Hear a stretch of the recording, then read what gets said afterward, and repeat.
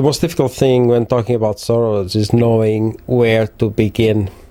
This evil creature has been involved so deeply in so many fronts of the globalist war against humanity. And his crimes are so many and so great that it's easy to feel overwhelmed when trying to approach him as a subject. I'll try not to be too inflammatory. I don't know if I will succeed, so forgive me in advance if my analysis turns out to be too bombastic or too emotional, as I list some of this man's crimes and analyze his modus operandi. A possible place to start would be his early life and career. Soros was born into a Jewish family in 1930 in Hungary, and at the outbreak of the war, he fully collaborated with the Nazis in Hungary, hiding his Jewish identity and for a while pretending to be the godson of a Hungarian official who was overseeing the confiscation of deported Jewish properties. He moved to London after the war, where he received a degree in philosophy from the London School of Economics. The London School of Economics is the university created by the Fabian Society, the British socialist subversives, and also the inspiration for George Orwell's 1984. And from the London School of Economics, he went on to work as a merchant banker for the fraudulent Kaupthing, Singer and Friedlander Bank of London. And after that valuable work experience, George Soros moved to New York City, where he later created the hedge fund called the Quantum Group, front for the Rothschilds. He amassed a gigantic fortune for them and for himself through continuously making money out of money. And this Quantum Group entered the annals of criminal banking history in September 1992 during Black Wednesday, as having made a profit of over $1 billion in one day by short-selling British pounds in the international money exchange market, subsequently throwing Britain into a recession. He was also very deeply involved in the notorious Carlyle Group, one of the world's largest private equity funds, which is an enterprise with profits mostly from weapons manufacturing and selling, obviously, and has been used to transfer billions of dollars from the U.S. government's defense fund into the slimy hands of notorious Zionist death profiteers like Madeleine Albright, John Major, Colin Powell, James Baker, the Bush family, and the Bin Laden family. A note on the Bushes. Soros supported Bush Jr. big time in 1990 by saving him from bankruptcy by absorbing his debts. But after Bush fattening of the Carlyle Group and Soros during his term in office, Bush's popularity decreased so much that it was really obvious that he couldn't get back into office. So Soros declared war on him, supporting Obama as a new willing puppet. Soros used and uses his fantastic fortune and influence to finance what he and the Zionist media call philanthropy, and what a normal thinking person would call a campaign to destroy Western civilization and turn it into a river of sewage and death. His mostly famous institution, the Open Society Institute, is the umbrella of a network of foundations that receive millions from Soros financial enterprises, and also from some other like-minded millionaires. The Open Society Institute started as a way of taking advantage of the minds of Eastern Europeans as they were transiting from communism, and were very welcoming to new ideas. Soros and his minions were and are very active in Serbia, which Zionists hate deeply for several reasons. He funded most of the anti-Orthodox Christian activists in that country who work under the guise of pro-homosexual groups, human rights groups, pro-European community groups, and, of course, prostitute journalists and prostitute lawyers.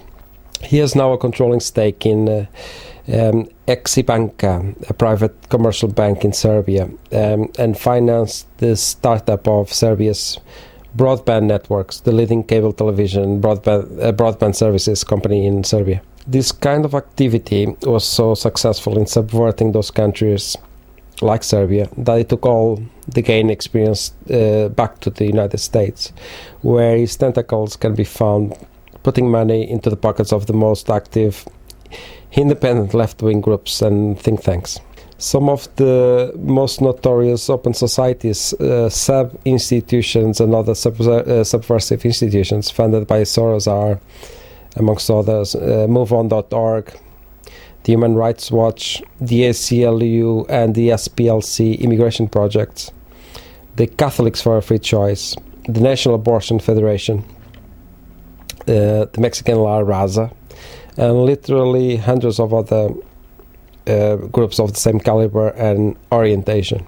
Basically, if you're willing to start a group that promotes abortion, euthanasia, amnesty for illegals, the socialization of society, legalization of drugs, radical environmentalism, and the transferring of industry to China, or the legalization of prostitution, or a group promoting racial or sexual division, chances are Soros will fund you and will help you connect with others like you. Today, like in the 1920s and 1930s Europe, America and Russia, you can very easily find millionaire bankers behind every major Marxist revolutionary group. The more things change, the more things stay the same, as the Frenchman so rightly said. You had Jacob Schiff funding the Bolsheviks and anti-Russian subversion 100 years ago, and today we have Soros and others like him funding every pervert and traitor who can advance the collapse of Western civilization to facilitate the bringing about of their new world order. Unfortunately for the world, Soros' influence does not stop at funding deviants and Marxists, but he also dwells deep into promoting more immediate ways of revolution when the opportunity arises.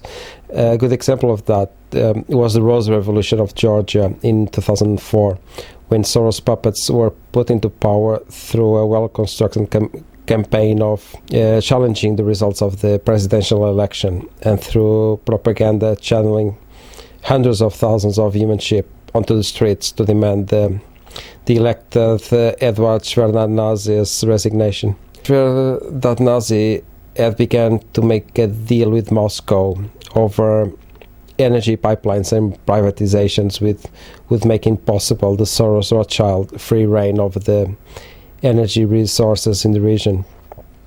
So Shevardnadze did resign, and the leader of the opposition, the CIA puppet Mikhail Saakashvili, was sworn in as president.